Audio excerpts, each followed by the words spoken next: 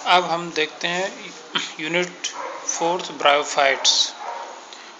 Bryophyta में पहला आपका मेंबर है रिक्सिया।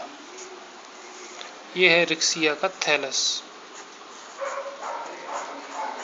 थैलस का मतलब होता है इसमें रूट, स्टेम और लीव्स नहीं होते। इसका थैलस या प्लांट जैसा कि आप देख सकते हैं फ्लैट लीफ लाइक स्ट्रक्चर होती है और डाइकोटोमसली ब्रांच्ड, द्विभाजित शाखित, 2 शाखाएं पर आगे जाकर फिर 2 शाखाएं निकलती हैं। बीच में मिडरिब होती है, यहाँ पर एक खांच पाई जाती है। तो इसकी एक ऊपरी सरफेस होती है जिसे डॉर्सल सरफेस कहते हैं, एक निचली सरफेस होती है जिसको हम पलट देंगे तो नीचे वेंट्रल सरफेस। वेंट्रल सरफेस पर राइजॉइड्स पाए जाते हैं नीचे, इस तरह से राइजॉइड्स दिखेंगे आपको वेंट्रल सरफेस पर। और स्केल्स, राइजॉइड्स 2 प्रकार के होते हैं, एक ये स्मूथ वाल्ड, ये ट्यूबरकुलेट। इसका यदि हम इंटरनल स्ट्रक्चर देखना चाहें तो इसका हमें वर्टिकल सेक्शन काटना पड़ेगा। लंबाई में इसको काट देंगे हम तो हमें इस तरह की स्ट्रक्चर दिखाई देती है। इसमें 2 जोन्स या क्षेत्र होते हैं, ऊपर की तरफ फोटोसिंथेटिक जोन और नीचे की तरफ स्टोरेज जोन। फोटोसिंथेटिक जोन में फोटोसिंथेसिस की क्रिया होती है, स्टोरेज जोन में स्टोर करने का काम होता है। फोटोसिंथेटिक जोन की जो सबसे ऊपर वाली सेल्स होती हैं उनमें क्लोरोप्लास्ट नहीं पाया जाता और वो एपिडर्मिस बनाती हैं। उसके नीचे जो सेल्स हैं वो कॉलम्स बनाती हैं। ये कॉलम्स हैं वास्तव में। सेल्स की एक लाइन दिख रही है, इसके पीछे भी सेल्स हैं, तो इस तरह से पूरी एक लाइन बन जाती है। और कॉलम्स के बीच में होता है air chamber.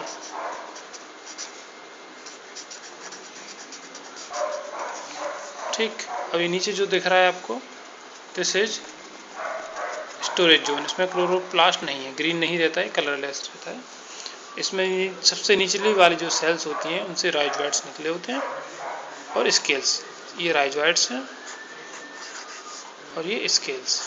Scales multi cellular होते हैं, एक ही लेयर के बने होते हैं सेल्स के। अब हम देखते हैं इसमें रिप्रोडक्शन। हम मुख्य रूप से सेक्सुअल रिप्रोडक्शन की बात करेंगे। सेक्सुअल रिप्रोडक्शन के समय इसमें थैलस में यहाँ मेल एंथीरिडिया और फीमेल आर्चिगोनिया बनते हैं।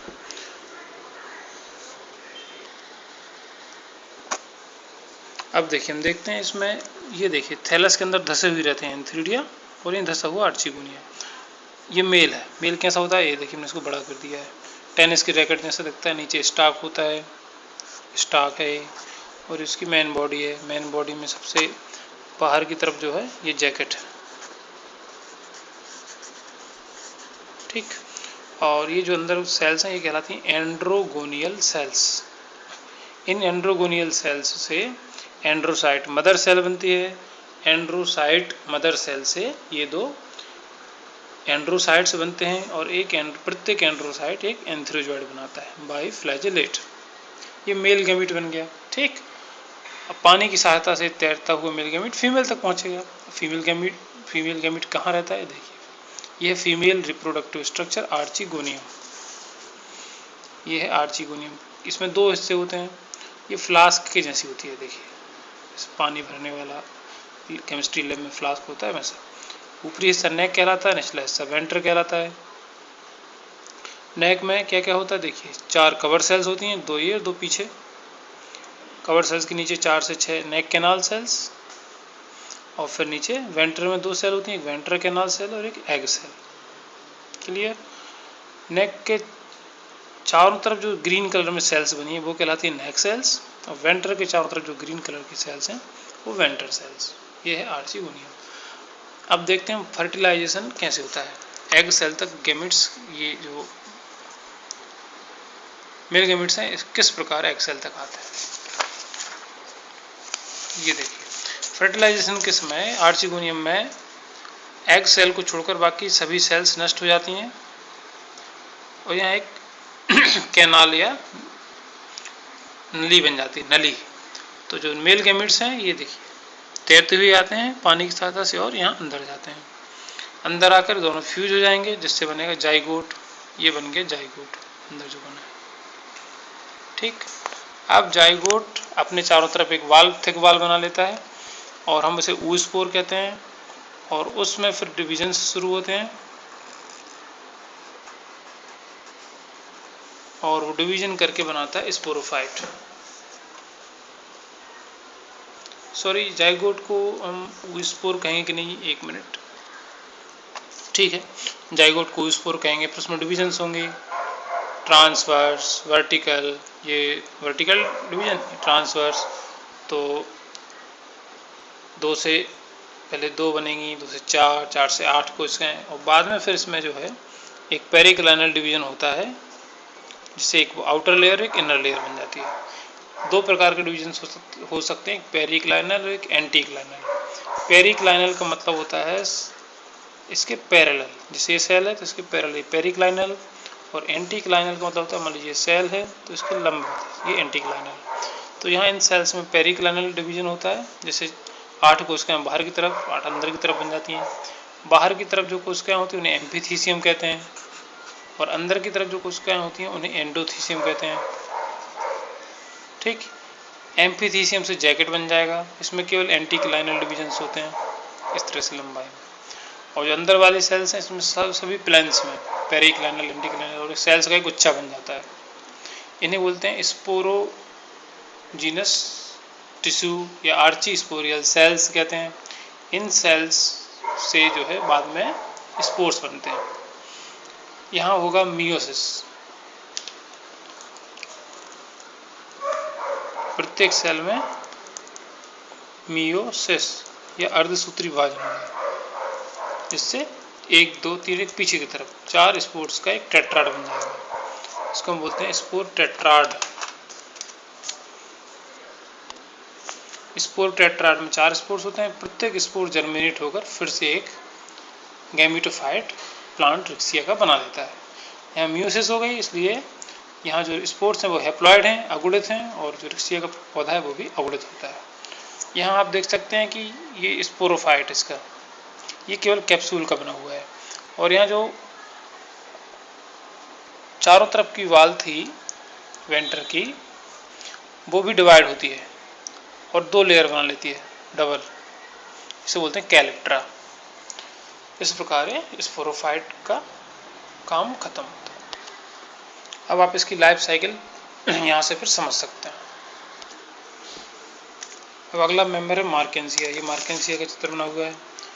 मार्केंसिया के थैलस भी leaf like, dorsiventral, dichotomously branched structure होती है, ग्रीन होता है।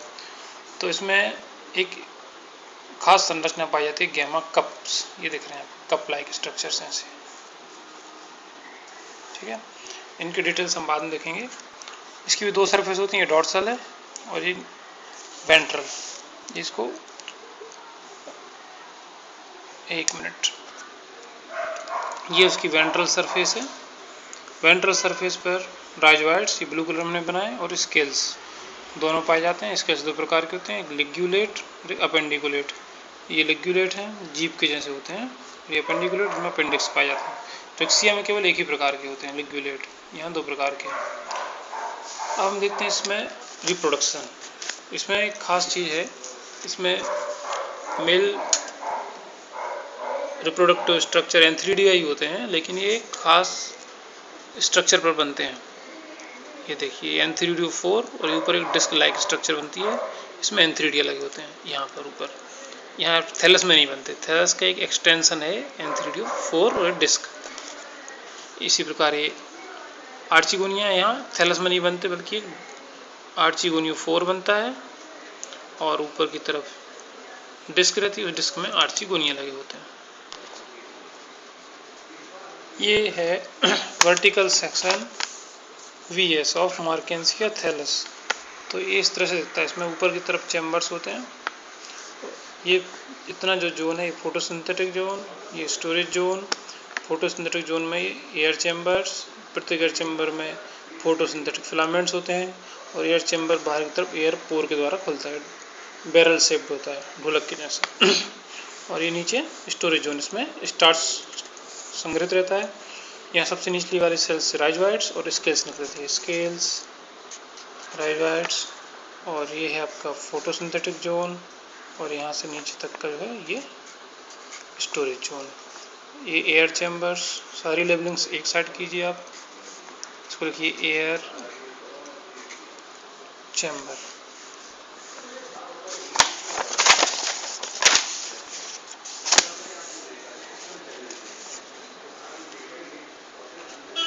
एयर चैम्बर लिख दीजिए इसको। फिर ये फोटोसिंथेटिक फिलामेंट्स लिख दीजिए, लेबलिंग एक ही साइड में, यहाँ सेल्स सारी बना दीजिए आप। तो इस तरह से वर्टिकल सेक्शन कंप्लीट हो जाता है।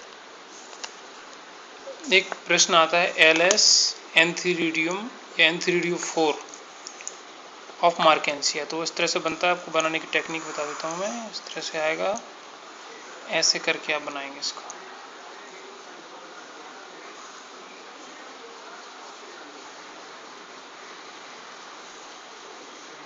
इसमें इस तरह से पोर बना दीजिए, फिर आगे जाइए, पोर बनाइए, एयर पोर जो रहता है वो। एक्चुअली होता क्या है, इसमें अल्टरनेट होते हैं एक एक करके, इस तरह से। फिर यहाँ से लास्ट से सब वापस ले आइए। यहाँ प्रत्येक जो ये चैम्बर्स है एंथ्रीडियल चैम्बर्स हैं, तो यहाँ पे एंथ्रीडिया बना दीजिए। और यहाँ पर जो है आपका, यहाँ आपको फोटोसिंथेटिक सेल्स बनेंगे, फोटोसिंथेटिक फिलामेंट्स इस तरह से।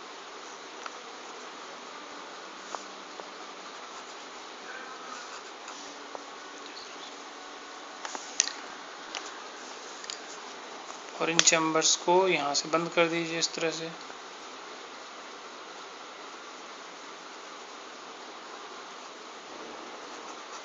ये मैंने आपको टेक्निक बताई, इसका यूज़ करके आपको चित्र बनाने में आसानी हो जाएगी और इसको आप समझ भी सकते हैं। यहाँ एंथ्रीडिया बना दीजिए।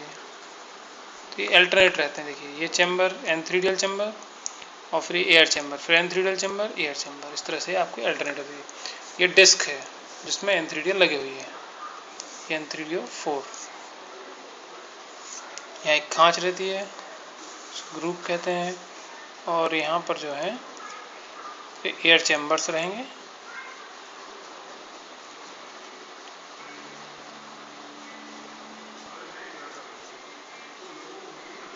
और यहाँ फोटोसिंथेटिक फिलामेंट्स। बस अब आप लेबलिंग कर सकते हैं इनकी। बाकी इसकी स्ट्रक्चर रिक्सिया का जैसा एंथ्रीडिया था वैसे ही है। अब आपको बताते हैं आर्चिगोनिया। तो आर्चिगोनिया, ये आर्चिगोनिया-4 स्टॉक हो गया, आर्चिगोनिया-4। और यहाँ ऊपर एक डिस्क है, इस डिस्क में आर्चिगोनिया नीचे की तरफ लटकी रहती हैं, ये देखिए। इसमें ये इनका वेंटर और ये इसकी नेक है। स्ट्रक्चर आर्चिगोनिया की जैसा रिक्सिया की था वैसे ही, neck, venter, neck canal cells, venter canal cells and so on. तो एक चीज़ है, यहाँ फर्टिलाइजेशन यहीं पर होगा, तो जो स्पोरोफाइट बनेगा यहीं बनेगा। और वो स्पोरोफाइट इस तरह से रहता है, उल्टा लटकता रहता है यहाँ पर। ठीक है, ये परीक्षा में आता है कि उल्टा किसका रहता है। स्पोरोफाइट का एग्जाम परीक्षा में आता है क्वेश्चन, स्पोरोफाइट का डायग्राम बनाइए, तो इस तरह से फुट, सीटा और ये गोल वाला स्ट्रक्चर कैप्सूल, तीन चीज़ों का बना होता है। और इनके चारों तरफ ये लेयर्स अलग से होती हैं, कैलिप्ट्रा, पेरिगाइनियम। तो ये आप अलग से ऐसे लाइन खींच के बना सकते हैं। लेबलिंग ज़्यादा ज़रूरी है इसमें। कैप्सूल में ये स्ट्रक्चर्स होती हैं गोल गोल यूनिसेलुलर, ये स्पोर्स कहलाते हैं। और ये जो ये सेल्स दिख रही हैं लंबी लंबी, ये इस तरह से हैं ऐसा। इनमें स्पाइरल थिकनिंग्स पाई जाती हैं, इन्हें बोलते हैं एलेटर्स। ये स्पोर्स को डिस्पर्सल या फैलने में मदद करती हैं। तो ये है स्पोरोफाइट ऑफ मार्केंसिया। थोड़ी सी चर्चा गैमा कप्स की कर लेते हैं, जो मार्केंसिया की पहचान है। ये लिखिए, गैमा कप्स बने हुए हैं, डॉर्सल सरफेस पर बनते हैं, कप शेप्ड स्ट्रक्चर होती है। इन गैमा कप्स के अंदर बनती गैमी। ये देखिए, ये जो गैमी दिख रही है ये गैमी है, पूरा स्ट्रक्चर गैमी का है। इस तरह से बीच में दबी हुई रहती है, डिस्क शेप्ड स्ट्रक्चर होती है और मध्य से दबी हुई रहती है। इसमें ये ग्रोइंग पॉइंट्स हैं दो, ये लगा हुआ ग्रोइंग पॉइंट्स, वृद्धि बिंदु। और ये सेल्स ऑयल सेल्स हैं। और आप इस सारी सेल्स से इसको भर दीजिए। सेल्स बनाने के लिए इस तरह से बनाए ना, हमेशा आप कॉर्नर टू कॉर्नर बनाना चाहिए। ये सेल्स को बनाने का तरीका।